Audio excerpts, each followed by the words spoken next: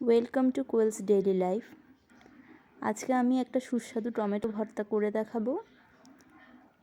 এই টমেটো ভর্তাটা যখন আপনারা গরম ভাত দিয়ে খাবেন খুব ভালো লাগবে। আশা করি আপনারা পুরো ভিডিওটা দেখবেন। আমি 3টে টমেটো নিয়েছি, সেটা আগুনের তাপে ঝলসিয়ে নিতে হবে একটু। তারপর কিছু পেঁয়াজ কুচি নিয়েছি, ধনেপাতা কুচি নিয়েছি, কাঁচামরিচ কুচি নিয়েছি।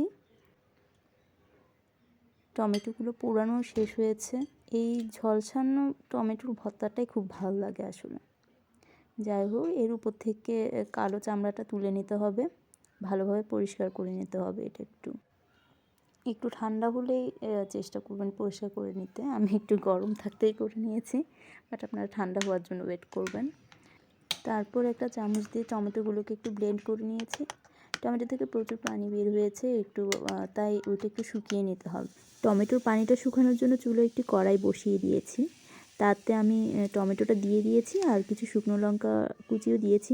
এদিকে ধনেপাতা আর পেঁয়াজের সাথে আমি একটু লবণটা মিশিয়ে নিলাম। টমেটো ভর্তাটা একটু নেড়ে চেড়ে নিতে হবে চামচ দিয়ে, যাতে পানিটা তাড়াতাড়ি শুকোতে পারে। আমি একটু সরিষার তেল ইউজ করলাম। সরিষার তেল ছাড়া কিন্তু কোনো ভর্তাই ভালো লাগে না। ভর্তাটা একটু ঠান্ডা হয়ে আসলে তারপর আপনারা পেঁয়াজ আর ধনেপাতার সাথে এটা মিক্স করবেন। ভালোভাবে মিক্স হয়ে গেলে এটা খাওয়ার জন্য একদম রেডি। জানি বেশিরভাগ মানুষই এইভাবেই ভর্তা করে, তাও আমি চেষ্টা করলাম আমারটা দেখানোর জন্য। Thanks for watching.